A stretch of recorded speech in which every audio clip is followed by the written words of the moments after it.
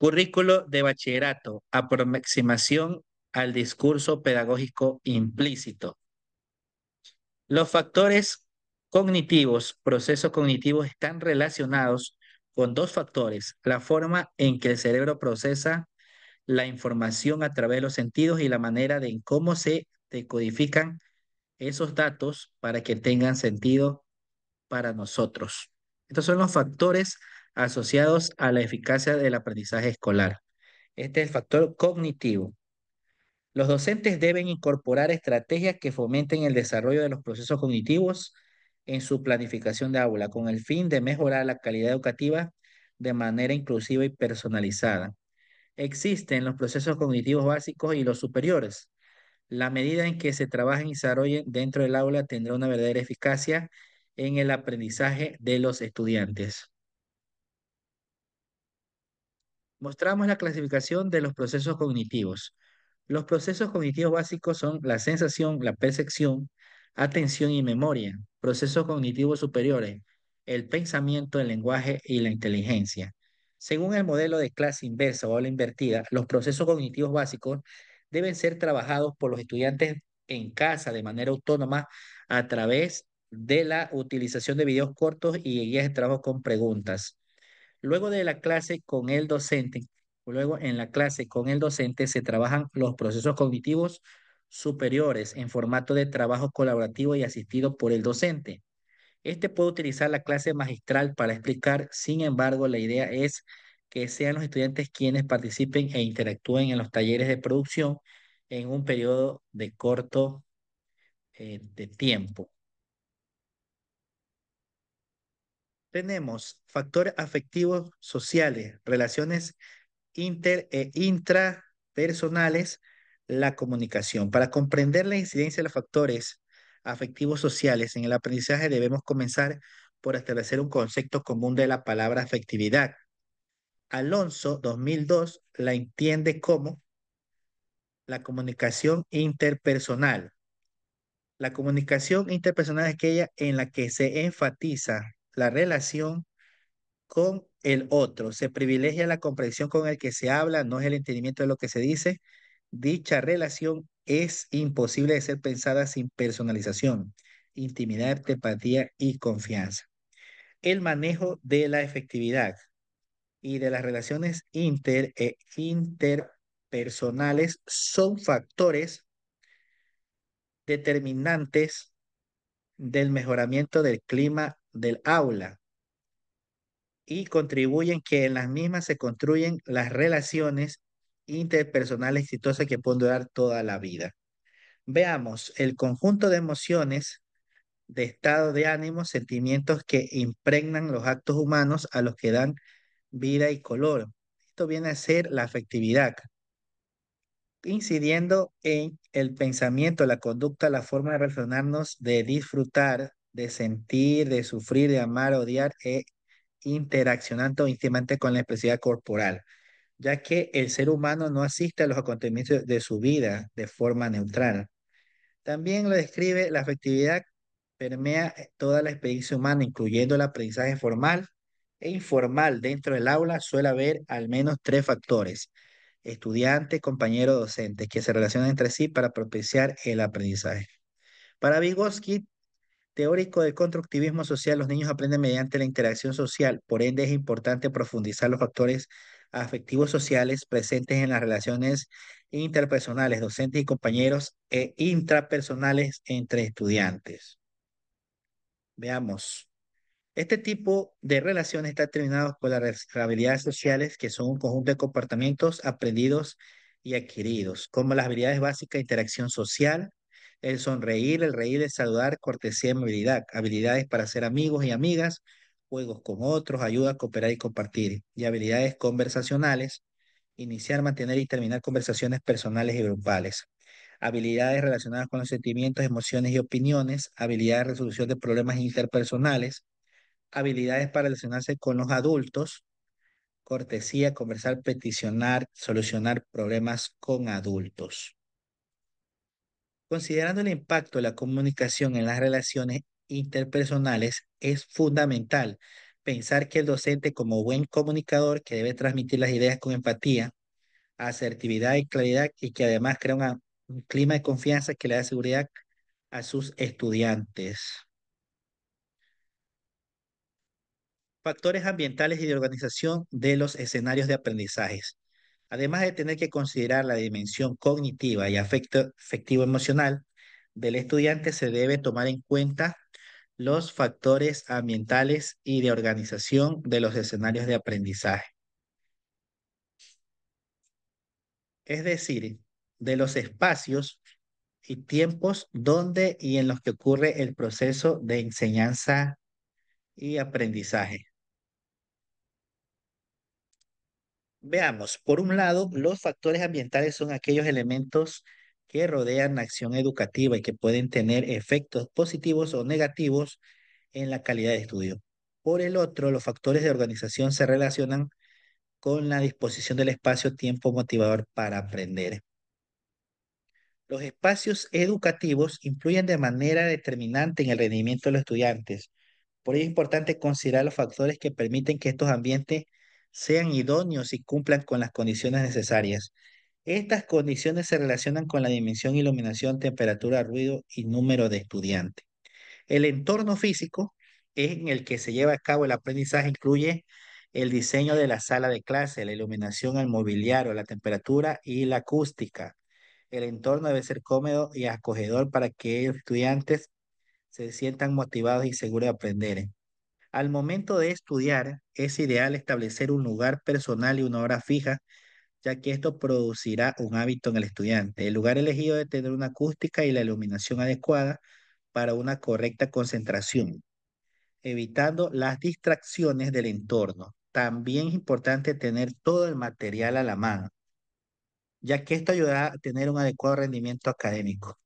Para una actividad mental, el lugar de estudio debe mantener una temperatura entre los 18 y 22 grados. La temperatura por debajo de lo establecido produce nerviosismo, inquietud, sudoración y somnolencia.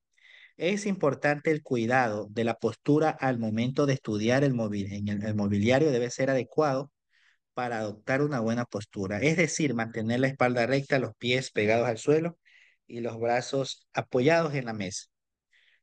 Otro factor ambiental es el uso de la tecnología, la cual ayudará a los estudiantes a tener una mejor comprensión de los temas y a mejorar su rendimiento. Los docentes pueden usar herramientas como el proyector, computadoras, tablets y teléfonos inteligentes para ayudar a los estudiantes a comprender mejor los temas.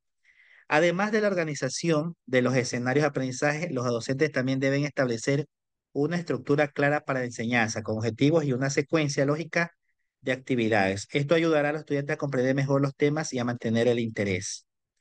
Asimismo, los docentes deben asegurarse de que los estudiantes estén involucrados en el proceso de aprendizaje. Esto incluye la creación de actividades interactivas, el empleo de preguntas abiertas para estimular el pensamiento crítico y la discusión de temas relacionados con el contenido.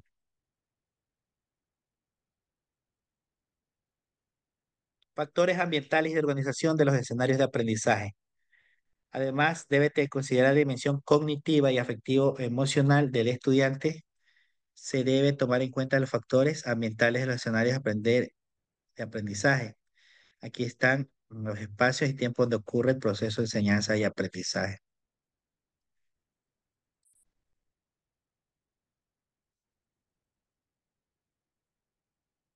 Variables relacionadas con el rendimiento académico. Aquí tenemos las necesidades de buscar alternativas que produce mejorar la calidad del rendimiento académico de los estudiantes. Se ha generado una serie de investigaciones que dan cuenta de la existencia de variables que podrían incidir en ese rendimiento. Antes de revisar esas variables, es preciso considerar la definición de rendimiento académico.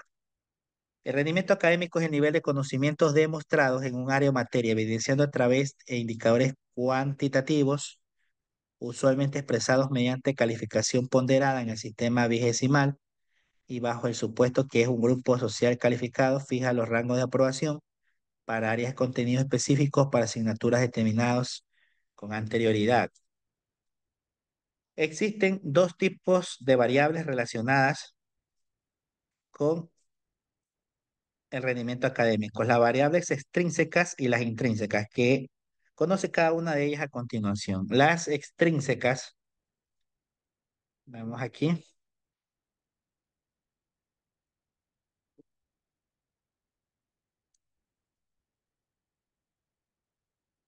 la conjugación de los factores multicasuales incide el resultado académico. En él interactúan elementos sociodemográficos, psicosociales, pedagógicos, institucionales y socioeconómicos. Elementos tan variados como la motivación, la ansiedad, la autoestima, la percepción del clima académico, el entusiasmo, el docente, el sentido propósito y demás. Aquí tenemos las variables extrínsecas vinculadas con el rendimiento académico, son aquellas que no están relacionadas con el estudiante, sino con el entorno en el que se encuentra. Estas variables pueden incluir el nivel de apoyo de los padres en el grado de exigencia de los maestros, la motivación de los estudiantes, los recursos disponibles para el aprendizaje, la estructura en el aula, la interacción entre los estudiantes, la diversidad en el aula, el nivel de acceso a la tecnología y a la información. Estas son las variables extrínsecas, es decir, son las vinculadas con el rendimiento académico, son aquellas que no están relacionadas con el estudiante, sino con el entorno en el que se encuentra. Además, se deben considerar aspectos sociales, académicos, personales, económicos, culturales, así como el nivel educativo y cultural de la población, que puede incidir en el desempeño académico de los estudiantes.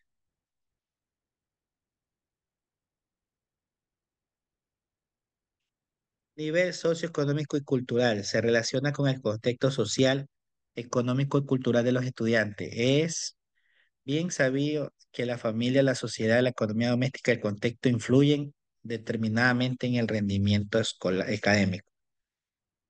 Con respecto al impacto que tiene la familia en el rendimiento académico, Hess y Holloway identificaron 5 procesos que vinculan a la familia y el desempeño académico: el intercambio verbal entre la madre y los hijos, las expectativas familiares acerca del desempeño académico, las relaciones positivas entre padres e hijos, las creencias de los padres acerca de los hijos, así como las atribuciones que hacen al comportamiento de los mismos y las estrategias de control y disciplina. El hogar es la primera escuela. Ahí se construyen valores, actitudes, normas de conducta y disciplina que son fundamentales en el rendimiento académico. El buen comportamiento de los estudiantes genera el ambiente propicio para producir un aprendizaje significativo y de calidad. También se debe considerar que las familias deben tener los recursos económicos básicos para proveer a los niños y adolescentes de una alimentación nutritiva y de recursos materiales para que puedan tener un buen desempeño en el aula de clases. En nuestro país, debido a los indicadores de pobreza, algunos de los estudiantes trabajan junto a sus padres, lo que afecta de manera considerable su rendimiento académico.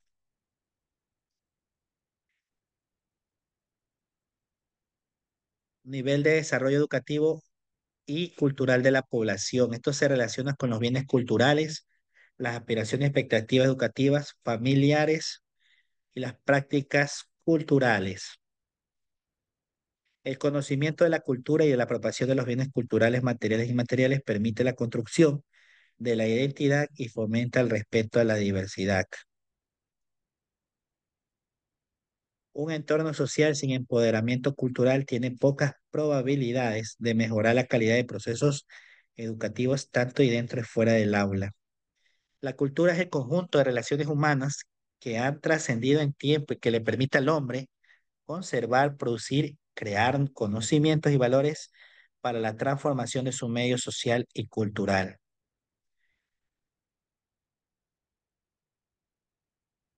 Recursos destinados a la educación. Este nivel se relaciona con los recursos humanos como los docentes y recursos materiales como la infraestructura. Los docentes son un recurso humano indispensable en el proceso de enseñanza-aprendizaje y pueden hacer la diferencia a pesar de que las condiciones socioeconómicas de sus estudiantes no sean las idóneas. Para ello deben capacitarse de manera constante.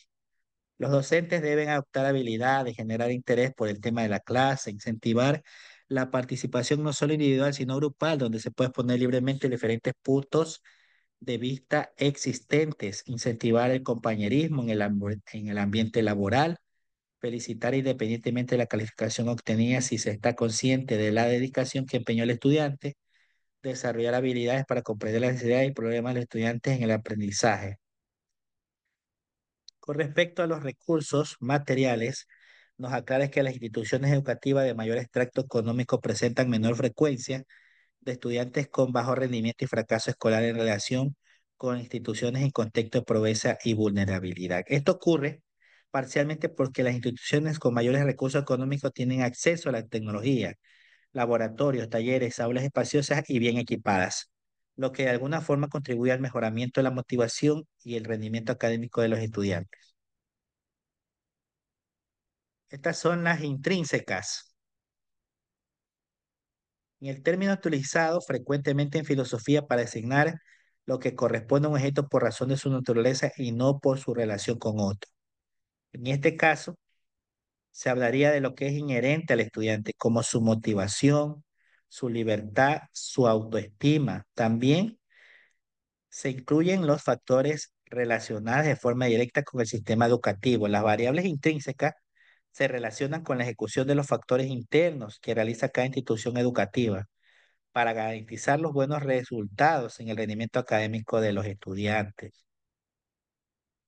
Organización del sistema tiene que ver con las normas fundamentales y las condiciones generales en que toda la comunidad educativa debe desenvolverse. Este tipo de variables son en realidad características relativas a la estructura del propio sistema educativo y de la normativa de su funcionamiento. De acuerdo a lo especificado en la Ley Orgánica de Educación Intercultural, y el reglamento de la ley, la clasificación de los niveles educativos corresponde a la educación inicial, educación general básica y del bachillerato.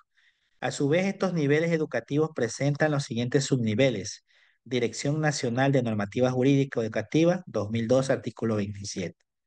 En la educación inicial 1, que no está escolarizada y comprende infantes de hasta 3 años de edad. Inicial 2, que comprende a infantes de 3 a 5 años de edad. Educación general básica. La preparatoria corresponde a grado 1, educación general básica, y preferentemente ofrece a los estudiantes de 5 años de edad. Básica elemental corresponde al segundo, tercero y cuarto grado de educación general básica. Preferente ofrece estudiantes de 6 a 8 años de edad. Básica media corresponde a quinto, sexto y séptimo grado, ofrece estudiantes de 9 a 11 años de edad. Básica superior, octavo, noveno, décimo grado de educación general básica y preferentemente ofrece estudiantes de 12 a 14 años de edad. Y el nivel de bachillerato, primero, segundo y tercero bachillerato, preferentemente ofrece a los estudiantes de 15 a 17 años de edad. Procesos propios del centro escolar incluyen las acciones desarrolladas por los directivos, profesores, estudiantes y padres de familia que se visibilizan tanto del proyecto educativo institucional PEI como en la misión, visión y valores de cada institución educativa. Los procesos del aula se basan en las interacciones entre docentes y estudiantes que incluyen la planificación del docente de experiencias y aprendizaje. Estas experiencias permiten poner a los estudiantes en el centro del proceso a través de la incorporación de metodologías activas que contribuyen al desarrollo de competencias para la vida. Los procesos del aula del siglo XXI son dinámicos y flexibles, se adaptan a los intereses y necesidades del estudiante.